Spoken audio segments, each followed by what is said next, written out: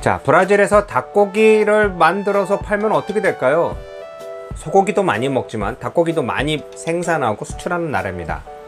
몇 분의 질문에 의해서 시작된 이 내용, 오늘 추스려서 여러분에게 공유하겠습니다.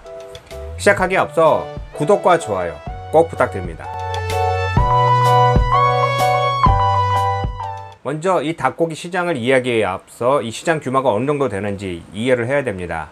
한국 같은 경우는 2019년 기준으로 1인당 16kg 정도 되는 닭고기를 소비했다고 합니다. 브라질은 작년 기준으로 48kg 정도 되는 닭고기를 소비했다고 합니다. 이 숫자만 봤을 때는 브라질 사람이 한국보다 3배 정도 닭고기를 더 많이 먹는다는 얘기죠. 2019년도의 기준으로 봤을 때 1300만 톤 정도 되는 이 생산량이 있다고 합니다. 이 중 30% 이상이 수출되면서 전 세계에서 440만 톤이 수출되었고요. 이 수출량만 봤을 때 세계에서 제일 많이 수출하였고 2위는 바로 미국으로서 330만 톤, 그리고 유럽 같은 경우는 이제 180만 톤 정도 된다고 합니다.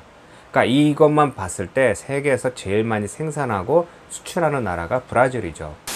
브라질 국민 정서에는 중요한 것은 주말에는 닭고기를 많이 먹는 성향이 있습니다. 그러니까 먼저 중요한 것은 브라질 사람들은 소고기를 많이 먹고 굉장히 흔하게 먹습니다. 소고기가 흔한 이유는 이 남미 지역은 원래 브라질, 아르헨티나, 우루과이 이쪽 지역에는 유럽에서 가장 중요하게 생각했던 것은 이 소고기가 아닌 소가죽이었습니다. 그러니까 예전에 이곳에서 소를 키워서 그 소의 가죽을 수출하던 것이었기 때문에 가죽을 벗긴 소고기는 남는 것이었죠. 그러다 보니 누구나 쉽게 먹을 수 있고 싸게 먹을 수 있던 것이었는데, 이런 문화가 잡아서 주식이 소고기가 되었고요. 그 다음으로 생산되는 닭고기 같은 경우에는 이 표현이 조심하지만은 브라질 사람들이 좋아하는 사람도 있지만은 그냥 저렴하고 그냥 없을 때 먹는 고기다, 그러니까 그냥 단백질이다 라고 생각하는 경향이 많습니다. 어느 집에 초대받을 때라든가 누구를 파티할 때 닭고기를 잘 안 내놓는 이유는 그냥 소고기가 싼데 소고기 먹이지 왜 굳이 닭고기를 파느냐, 또 닭고기를 주느냐, 이런 문화가 있습니다.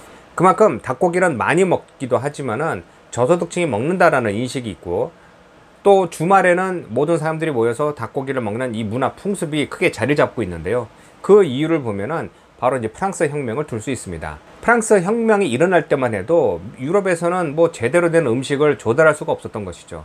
그러니까 특히 이제 저소득층 같은 경우는 이제 먹는 것이 단백질이나 지방이나 이런 맛있는 것을 구할 수가 없었는데, 그 당시 프랑스 혁명에서는 어떤 정책을 내놨냐면은 우리는 앞으로 최소한 일주일에 한 번, 즉 일요일에는 닭고기를 먹을 수 있을 정도의 국력을 키우겠다라고 하는 건데, 이 문화가 전 세계로 퍼지면서 일요일만 되면은 닭고기 요리를 많이 먹게 되는 것이죠. 브라질에서도요, 특히 주말만 되면요, 동네마다 있는 이제 고깃집 아니면 닭고기를 따로 또 이제 구워주는 집에서는요, 사람들이 줄을 서서 닭구이를 많이 먹습니다. 근데 이 닭구이가 한국과의 큰 차이는요, 한국 같은 경우는 이제 기름에 튀기는 방면, 이곳에서는 장작이나 숯 아니면 전기로 통닭구이를 해서 줍니다.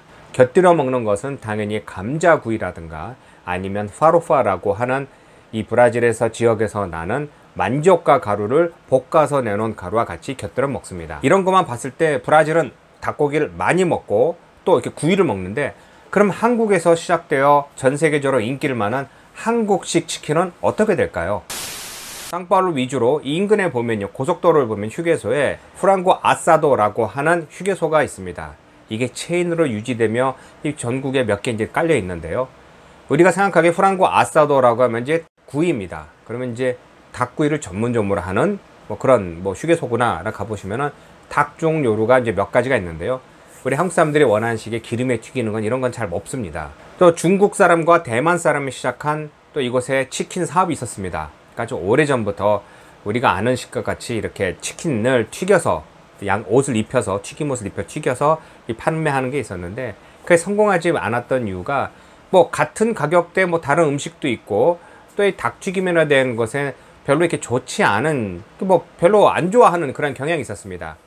저도 경험이 오래전부터 닭튀김이 먹고 싶어서 그걸 먹어보면요, 굉장히 기름지고 또 우리가 원하는 식의 이제 튀김 옷이라든가 아니면 소스가 개발되어 있지 않기 때문에 그냥 그거 하나만 먹기에는 좀 부담스러운 적이 있었죠. 그럼 전 세계적으로 유명한 KFC는 브라질에 안 들어왔느냐? 예전에 들어왔었습니다. 90년대 이제 중반만 해도 들어왔다가 이 자리를 못 잡고 나갔고요. 그 이유 중에 하나는 그 당시에 닭고기 세트가 뭐 2불, 3불 정도 하는데 뭐 그 당시만 해도 1kg 정도 되는 닭고기는 1불 하던 시절이었기 때문에 굉장히 비싼 이런 가격이 돼서 성공하지 못했다고 합니다. 또 두 번째 들어왔을 때도 브라질 사람들의 원하는 맛과 이게 KFC가 잘 안 맞아서 정서적으로 이것은 구이를 원하는 것이지 튀김을 원하지 않는다 라고 해서 실패했다고 합니다. 그렇지만 2000년대 이제 중반부터 시작을 해서 다시 들어오는데 여러 가지 또 시장 개발을 통해서 상품 개발을 통해서 지금 이제 깔리고 있는데요. 우리가 생각하기에 야 그럼 브라질 전국에 가면 수백 개 정도 되는 KFC 매장이 있지 않느냐 생각하는데 그 정도 숫자는 있지 않습니다. 일단 브라질한 시장은 외식 시장 중에 특히 뭐 이런 프랜차이즈 시장은 경쟁이 심하고 많이 활성화되지 않아 있습니다. 종류가 없는 건 아닌데 이상하게 인구 비례에 따라서 미국이나 다른 나라에 비교해서 그 숫자가 많지 않습니다. 가장 성공했다고 하는 뭐 맥도날드만 해도 이제 매장이 1000개 단위는 아니고요. 당연히 KFC도 전국에 수백 개 매장을 가지고 있지는 않습니다. 튀김보다는 구이를 선호하고 비싼 거보다는 싼 거를 선호하는 이 시기에 2000년도 이제 10년부터 전 세계적으로 유행한 한국 드라마, 영화, 음악 이를 통해서 K-팝이 많이 활성화되면서 브라질에도 드디어 한인 사회를 위주로 한국식 치킨 사업이 한둘 열리기 시작했습니다. 제가 6년, 7년 전만 해도 그 당시 제가 숫자로 계산해 봤더니 한인 사회에 한 11개 정도 되는 매장이 생겼었습니다. 이름 보면 K-팝 치킨, 난다 치킨, 뭐 파닭, 뭐 여러 가지 이름이 있었는데요. 이게 시간이 지나면서 성공을 잘 하는 곳이 있는가 하면은 계속 주인이 바뀌는 곳, 또 폐업하는 곳, 또 새롭게 열리는 등 이 시장은 항상 경쟁으로 인해서 활발히 바뀌고 있었습니다. 그중 폴요 로코라고 하는 체인은 이 쌍벌을 위주로 해서 수십 개 이제 매장을 가졌고요. 그러니까 직영이 아니라 프랜차이즈입니다. 그 이외에 한국 사람들이 운영하는 치킨집이 몇 군데 명맥을 이어가면서 한인촌 위주로 운영하다가 이 한인촌을 벗어난 지역에서 한둘씩 생겨나고 있던 겁니다. 왜 이렇게 설명드리냐면요. 그 전까지는 한인촌에서 한인들만을 위한 한국식 소스와 튀김옷을 입힌 치킨이 유행을 하였다면은 이제는 한인 사회를 벗어난 지역에서 한둘 치킨 사업이 생기고 있다는 것이죠. 그 중에 더 재밌는 것은 우리 한국식이 아닌 미국 KFC와 비슷한 종류의 치킨집이 한둘씩 생기고 있다는 겁니다. 처음에는 그 치킨집 주인이 한국 사람인 줄 알았습니다. 그래서 개인적으로 연락해서 물어봤더니 그게 아니라 철저히 브라질 사람이고요. 어디를 벤치마킹 했냐면 바로 KFC를 벤치마킹한 것입니다. 여기서 제가 내린 정의를 설명드리자면요. 한국식 치킨 사업이라고 말씀드리는 것은 KFC나 미국에서 닭튀김이 들어왔지만 한국식 맛, 특히 중요한 한국식 소스를 만들어서 입혀서 파는 것은 바로 한국 음식입니다. 우리가 한식이라고 하는 것은 수백 년부터 내려온 전통적인 음식뿐만 아니라 지금 우리 한국 사람이 가장 많이 먹는 음식, 좋은 음식이 한식이라고 생각합니다. 우리가 아는 호떡, 달고나, 짬뽕 이것만 봐도 우리 원래 수백 년 전부터 내려오던 음식이 아니라 이게 짧게는 수십 년, 길게는 100년이라는 시간 동안에 다른 지역에서 온 음식이 우리 한국 사람들이 조금 넣을 건 넣고 빼올 건 뺄 거 하면서 바뀐 것입니다. 그렇기 때문에 제가 항상 누구나 한국식 치킨이라고 설명하는 것은 튀김 옷과 또 그 소스가 특이하기 때문에 저는 꼭 이것을 다른 나라 음식과 차별적으로 설명하고 있는 것입니다. 여기까지 설명드리면 그럼 닭고기집을 브라질에서 하면은 돈을 벌 수 있지 않을까요? 이렇게 질문할 수 있는데요. 글쎄요, 아직 그 부분에 대해서는 제가 명쾌하게 설명드릴 수 있지는 않은 게 일단 닭고기 자체가 쌉니다. 지금도 도매 가격이 보면 1kg에 5헤알, 그러니까 보면 한 1불 정도 되고요.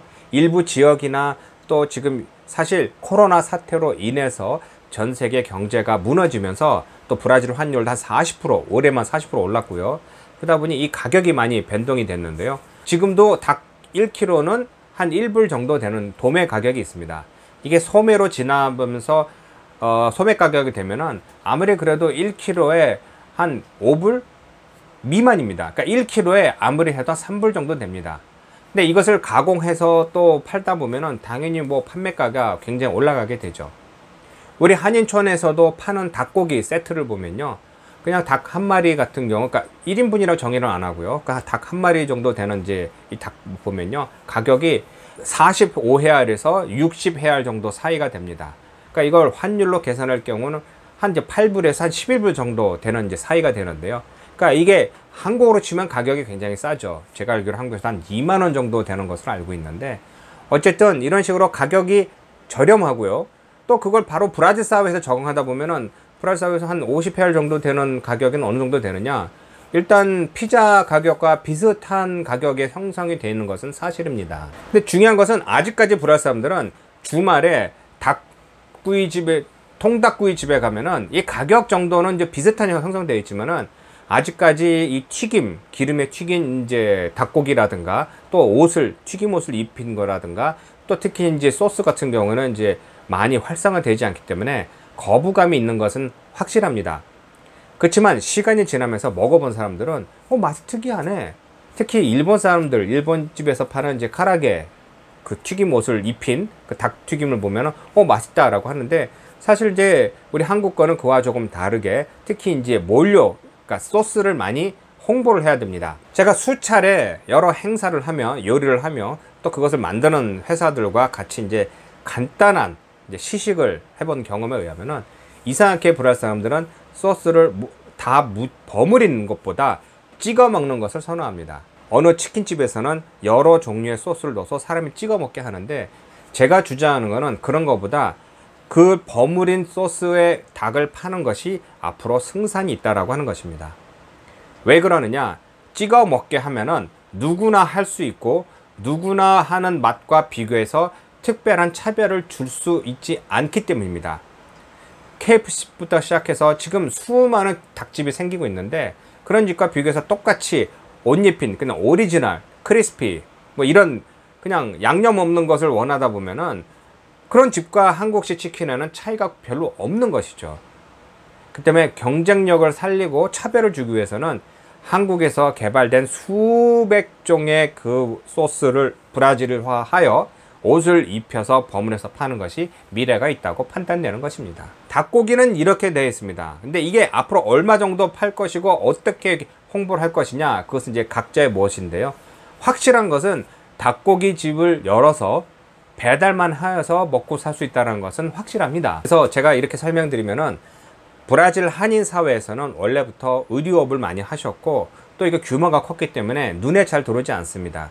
그렇지만 요즘 올해 같은 전 세계적인 이 팬데믹 시절에는 가게를 닫으신 분도 있고 떠나신 분도 많은데, 또 어느 분은 또 조그만 곳에 가게를 꾸려서 아니면 집에서 배달만 하는, 어플을 통해서 배달만 하는 이제 시대로 바뀌었기 때문에 이를 빨리 적응하고 노력하는 사람에게는 미래가 있다고 봅니다. 제가 이렇게 설명드리면요, 그럼 브라질에 지금 바로 이민 와서 닭고기 집을 하면 먹고 살 수 있지 않을까요? 성공할 수 있을까요? 이렇게 질문할 수 있는데요. 글쎄요, 그것은 제가 이렇다 저렇다 말씀 못 드리는 게, 먼저 넘어야 될 이민 생활이라는 준비도 있고요, 맛에 대한 준비도 철저히 하셔야 됩니다. 저도 요리를 하면서 이걸 연구도 하고 주위에 들은 얘기를 또 보면은 이게 쉽지가 않습니다. 한국에서 아무리 요리를 잘하는 사람도 이곳에 현지에 와서 적응하는데도 시간도 걸리고 이제 착오도 많이 있는 것과 같이, 어느 지역에서 어느 소비자가 어떤 맛을 원하는지 그것을 알아내는 것은 그것이 이제 쉽지 않은 상황이죠. 오늘은 여기까지입니다. 닭고기만 가지고 브라질에서 먹고 살 수 있느냐? 결론만 내리면 저는 될 수 있다고 봅니다. 그러니까 어려우신 분은 그걸 도전하시면은 미래가 있다고 보는데, 그것을 어떤 맛을 어떤 식으로 어디서 사서 어떻게 파느냐, 이것은 각자의 몫이니 일단 고민해 보시고 길이 있다고만 여러분에게 알려드리고 싶습니다. 다음에 또 좋은 아이템이 있으면 그것을 다시 설명하여 여러분에게 인사 올리겠습니다. 고맙습니다.